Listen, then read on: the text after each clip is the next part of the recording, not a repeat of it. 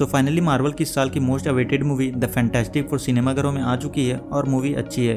1 week से ज़्यादा हो चुके हैं, सो होपफुली जितनों को मूवी देखनी थी वो देख चुके होंगे और जिन्होंने अब तक मूवी नहीं देखी तो कोई ना, थारा भाई है यहाँ पे, इसलिए तो मैं वीडियो बना रहा हूँ। बट उससे पहले आपको पता ही है क्या करना है, नीचे लाल बटन दिया है तो उस पर जाके टूट पड़ो या जो करना है करो, बट सब्सक्राइब करो।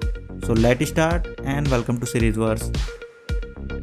सो स्टार्टिंग में हमें अर्थ 828 को दिखाते हैं और ये अपना वाला अर्थ 616 नहीं होता, ये होता है 828।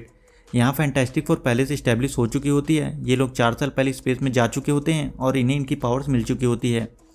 यहाँ अपने को बताया जाता है कि 4 साल पहले फैंटास्टिक फोर स्पेस पर गई थी तो स्पेस में इनका सामना कॉस्मिक स्टॉर्म से हुआ था जिसने इनका डीएनए को बदल दिया और जब ये लोग धरती पर आए तो ये लोग पूरे बदल चुके थे, इनके पास सुपर पावर्स आ चुकी थी ना। अब 4 साल बीत चुके होते हैं और इन 4 सालों में फैंटास्टिक फोर का सामना काफ़ी सारे मॉन्स्टर से होता है और ये लोग उनसे अपनी दुनिया को बचाते हैं। खैर तो प्रेजेंट टाइम में सू देखती है कि वो प्रेग्नेंट है और फिर वो ये बात रीड को बताती है ना। यहाँ रीड सरप्राइज होता है क्योंकि इन्होंने 2 साल तक ट्राई किया था बट कोई फ़ायदा नहीं हुआ और अब फाइनली सू प्रेग्नेंट हो चुकी है। ये दोनों ये बात बाकियों से छिपाने की कोशिश करते हैं बट डिनर टेबल पर बहन इन दोनों का लटका हुआ चेहरा देखकर समझ जाता है कि बहन प्रेग्नेंट है और फिर ये बात पूरे शहर में फैल जाती है। बट यहाँ सब लोग ये सोच रहे होते हैं कि क्या सू के बच्चे के पास भी सुपर पावर्स होगी या फिर वो कोई नॉर्मल बच्चा होगा। नाउ इस बात को लेकर रीड भी परेशान होता है और रीड सू के काफ़ी सारे टेस्ट करता है बट सभी कुछ नॉर्मल होता है और सू अपनी पावर का यूज़ करके उसे बेबी को दिखाती है और सब कुछ ठीक ठाक लग रहा होता है। मीनवाइल रात में ये सारे लोग बच्चे के आने की तैयारी कर रहे होते हैं, तभी इन्हें अलर्ट आता है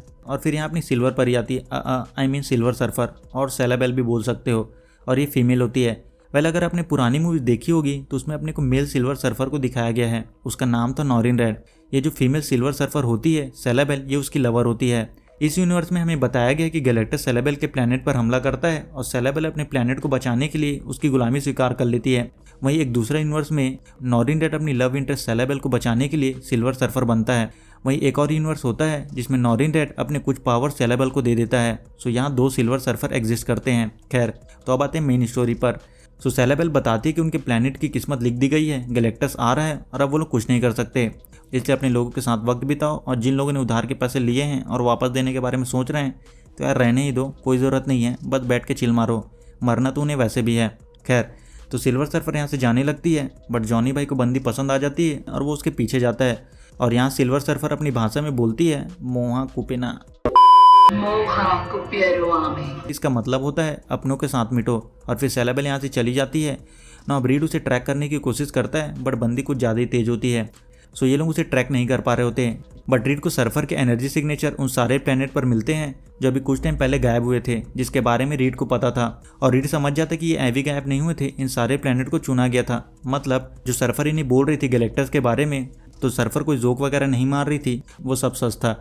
गैलेक्टस सच में इनकी दुनिया को तबाह कर सकता है और अब इनके लग चुके हैं बहुत बुरी तरह से। खैर तो ये लोग डिसाइड करते हैं कि गैलेक्टस इनके पास आए, इससे अच्छा है कि ये लोग गैलेक्टस के पास जाएं बातचीत करने। तभी यहाँ जॉनी बताता है कि जब वो सर्फर के पीछे गया था तो उसने उससे बात की थी अपनी भाषा में और फिर जॉनी सू को बताता है कि ऐसे पूरे 23 रिकॉर्ड्स हैं जिसमें सेम लैंग्वेज का यूज़ किया गया है। देन अपने को दिखाया जाता है कि फैंटास्टिक फोर एक प्रेस कॉन्फ्रेंस करती है और ये लोग बताते हैं कि ये लोग स्पेस में जाएंगे, उस गैलेक्टस को ढूंढेंगे, उसे हराएंगे और उनकी दुनिया को बचाएंगे।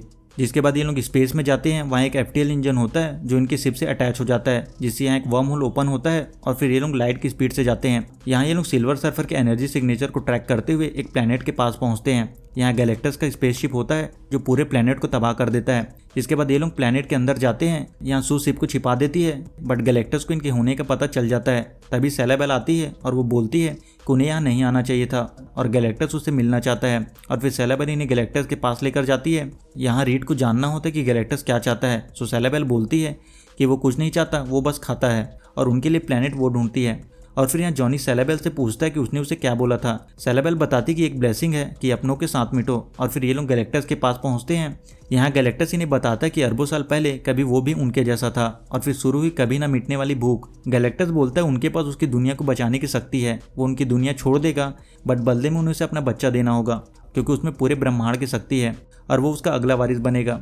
बट ऑब्वियस है यहाँ रीड और सू मना कर देते हैं। रीड बोलता है कि वो एक नॉर्मल बच्चा है, उसने टेस्ट किया है और अगर ऐसा कुछ होता तो उसे पता चल जाता। बट गैलेक्टस बोलता है कि वो अपनी असलियत छिपा रहा है। तभी यहाँ गैलेक्टस सू के बेबी को खींचने लगता है ना। जॉनी गैलेक्टस के ऊपर हमला करता है और फिर ये लोग यहाँ से भागते हैं। सेलेबल इन्हें रोकने की कोशिश करती है, बट ये लोग अपने शिप तक पहुंच जाते हैं और गैलेक्टस के शिप से निकल जाते हैं और फिर ये लोग FTL इंजन के पास पहुंचते हैं, उसे अटैच करते हैं और भाग जाते हैं। बट यहाँ सेलेबल इनके पीछे पड़ जाती है। जॉनी उसे मारने की कोशिश करता है, बट वो बहुत ज़्यादा तेज होती है। तभी यहाँ बैन को एक ब्लैक होल दिखाई देता है और रीड बैन को उस साइड चलने के लिए बोलता है। यहाँ रीड का प्लान होता है कि वो लोग सेलेबल को ब्लैक होल के पास ले जाएंगे और वो वहाँ की ग्रेविटी में फंस जाएगी और उसे कम से कम 1 महीने लगेंगे वहाँ से बाहर निकलने के लिए। और फिर बैन शिप को ब्लैक होल के पास लेकर जाता है और ग्रेविटी की वजह से इनका शिप भी टूटने लगता है। तभी रीड सू को शिप को गायब करने के लिए बोलता है, जिससे इनका शिप गायब हो जाता है, बट इनका FTL इंजन गायब नहीं होता, जिससे सेलेबल FTL इंजन के पीछे जाती है और जब तक सेलेबल को इस बारे में पता चलता है वो ब्लैक होल में फंस जाती है और ये लोग वहाँ से निकल जाते हैं। तभी सू का कॉन्ट्रैक्शन बढ़ता जाता है। रीड और बेन डिलीवरी में उसकी मदद करते हैं और फाइनली वो एक बच्चे को जन्म देती है। इसका नाम होता है फ्रैंकलिन। खैर, तो ये लोग धरती पर वापस आते हैं। यहाँ सबको जानना होता है कि स्पेस में क्या हुआ और क्या उन्होंने गैलेक्टस को हराया। बट यहाँ रीड बताता है कि उन्होंने गैलेक्टस को नहीं हराया, उन्होंने उससे बात करनी चाहिए, बट उसे उनका बच्चा चाहिए और अगर वो लोग उनके बच्चे को दे देते हैं तो वो उनके प्लेनेट को छोड़ देगा। बट वो लोग ऐसा नहीं करेंगे और उसे नहीं पता कि वो लोग सेफ है कि नहीं। अब इससे होता ये है कि सारे लोग इनके खिलाफ हो जाते हैं, क्योंकि इनके हिसाब से एक बच्चे के लिए पूरी दुनिया को खतरे में डालना ठीक नहीं है। अदर हैंड सेलेबल गैलेक्टस के पास आती है और बोलती है कि वो उन्हें नहीं पकड़ पाई और वो अभी काफ़ी छोटा है। बट गैलेक्टस को बच्चा चाहिए होता है क्योंकि उसमें वो ताकत है जिससे इसकी भूख खत्म हो सकती है और वो आराम से मर सकता है। भाई फैंटास्टिक फोर ये सोच रहे होते हैं कि उनके पास कितना टाइम है और वो लोग क्या कर सकते हैं। वो लोग गैलेक्टस के शिप को ब्लास्ट नहीं कर सकते जैसा बैन सोच रहा था, क्योंकि इनके वेपन उसके शिप पर काम नहीं करेंगे और ये लोग भाग भी नहीं सकते क्योंकि सिल्वर सर्फर इनसे ज़्यादा तेज़ है। और रीड ने गैलेक्टस के शिप से जो सैंपल लिए थे उनसे भी इन्हें कोई फ़ायदा नहीं हुआ। इन्हें बस इतना पता होता है कि गैलेक्टस एक अनोखा जीव है जिसके बारे में ना तो उन्होंने देखा है और ना सुना है, और गैलेक्टस इनकी यूनिवर्स से भी ज़्यादा पुराना है और वो किस चीज़ से बना है ये जानने के लिए इन्हें 10 साल लग जाएंगे।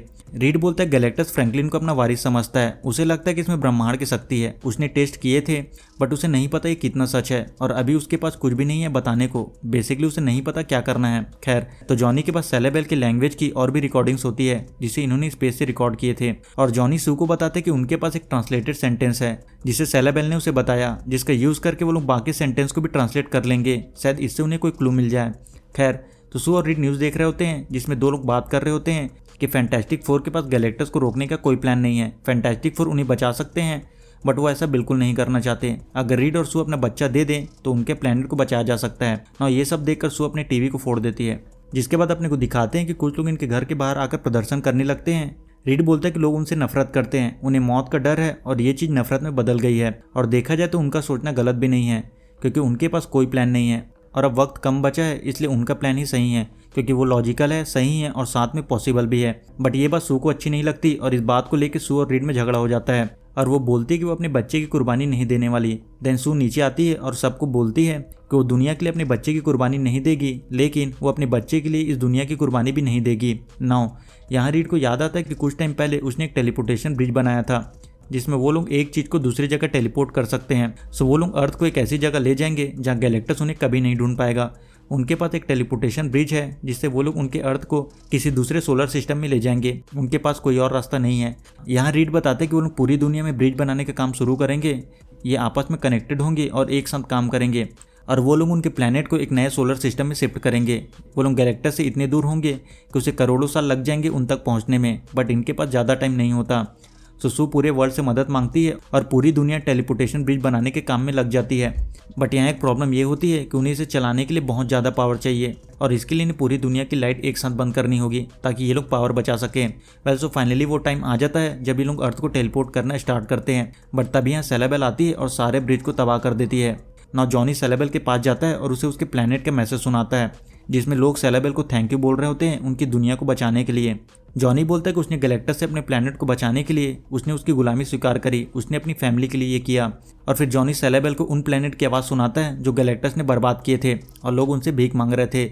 जॉनी बोलता है कि वो अपनी दुनिया बचा रहा है जैसे उसने बचाई और जॉनी सेलेबल से बोलता है कि बच्चे को रहने दो और उसके बदले उसे ले चलो। बट सेलेबल बोलती है कि वो फैसला नहीं कर सकता और ना वो उसकी मदद कर सकती है। या तो बच्चे की कुर्बानी दो या फिर बच्चे को लेकर इस जगह से चले जाओ, शायद टाइम के साथ वो खुद को माफ़ कर दे। ना अब टेलीपोर्टेशन ब्रिज तबाह होने की वजह से ये लोग अर्थ को टेलीपोर्ट नहीं कर सकते। बट यहाँ रीड को एक आइडिया आता है कि अब वो लोग यहाँ से नहीं जा सकते, बट वो लोग गैलेक्टस को टेलीपोर्ट कर भेज सकते हैं। बट इसके लिए उन्हें गैलेक्टस को यहाँ लाना होगा और उसे उसके शिप से दूर करना होगा। शिप के बगैर वो स्पेस में भटकता रहेगा और उनके पास ये करने के लिए 37 सेकंड का टाइम होगा और गैलेक्टस को यहाँ लाने के लिए वो लोग बच्चे का यूज़ करेंगे और सू भी इस बात के लिए मान जाती है और फिर चारों मिलकर इस प्लान पर काम करते हैं। बट यहाँ एक प्रॉब्लम ये है कि वो लोग शहर के बीचों बीच हैं और अगर गैलेक्टस यहाँ आता है तो लाखों लोग मारे जाएंगे, तो ये लोग शहर को भी खाली करा देते हैं। फाइनली गैलेक्टस का शिप अर्थ के पास पहुंच जाता है। सू और रिड फ्रैंकलिन को ब्रिज के बीचों बीच रख देते हैं और फिर छिप जाते हैं। नौ गैलेक्टस अर्थ पर आता है और वो बेबी को स्कैन करता है, जिसके बाद गैलेक्टस बेबी के पास जाता है। यहाँ सू, बेन और जॉनी उसका ध्यान भटकाते हैं और फिर मौके का फायदा उठाकर जॉनी बच्चे को लेकर निकल जाता है और उसे हार्वी के पास छोड़ देता है। बट गैलेक्टस को इस बात का पता चल जाता है और वो बिल्डिंग की तरफ बढ़ता है। बाकी सब लोग उसे रोकने की कोशिश करते हैं। पहले बेन आता है जिसे गैलेक्टस आसमान में फेंक देता है, बट जॉनी उसे बचा लेता है। और फिर रीड आता है जिसे वो ऑलमोस्ट मारने वाला था, बट जॉनी और बेन उसे बचा लेते हैं। लेकिन गैलेक्टस बिल्डिंग के पास पहुंच जाता है और फ्रैंकलिन को पकड़ लेता है, जिसके बाद सू गैलेक्टस को पीछे ढकेलने लगती है और उसे धक्का देकर टेलीपोर्टेशन ब्रिज के पास लेकर आती है। रीड ब्रिज ओपन करता है और सू गैलेक्टस को वार्म होल में धक्का दे देती है और मौके का फायदा उठाकर रीड फ्रैंकलिन को उठा लेता है। बट यहाँ गैलेक्टस वार्म होल से बाहर वापस आने की कोशिश करता है। जॉनी उसे धक्का देने जाता है, तभी यहाँ सिल्वर सर्फर आती है और गैलेक्टस को अंदर ढकेल देती है और इनका अर्थ बच जाता है। बट सू इतना पावर लगा देती है कि उसकी मौत हो जाती है, उसकी सांसें नहीं चल रही होती। तभी यहाँ उसका बच्चा फ्रैंकलिन उसके पास आता है, उसके सीने में हाथ रखता है और वो फिर से जिंदा हो जाती है। और इन सबको रियलाइज़ होता है कि वो कोई आम बच्चा नहीं है। जिसके बाद अगेन एक इंटरव्यू होता है जहाँ पर यह बताया जाने वाला था कि आखिर कैसे इन्होंने इतनी बड़ी मुसीबत का सामना किया। बट जब तक ये लोग इंटरव्यू के लिए पहुँच पाते, एक दूसरा अर्जेंट काम इन्हें मिल जाता है, यानी कि कोई दूसरा मॉन्स्टर शहर पर आकर हमला करने वाला था। जिसके बाद इस मूवी के पोस्ट क्रेडिट सीन में हमें 4 साल बाद का सीन दिखाते हैं। सू फ्रैंकलिन के साथ बैठी होती है और वो काफ़ी बड़ा हो चुका होता है। उसे दूसरी स्टोरी बुक चाहिए होती है। सू उसकी बुक लेने जाती है। तभी सू को कुछ अजीब लगता है और जब वो वापस आती है तो यहाँ डॉक्टर डूम होता है। यहाँ उसका मास्क उसके हाथ में होता है और मूवी यहाँ से खत्म हो जाती है। सो इसी के साथ इस वीडियो में इतना ही। वीडियो अच्छा लगे तो वीडियो को लाइक कर देना। मिलते हैं अगले वीडियो में, तब तक के लिए गुड बाय।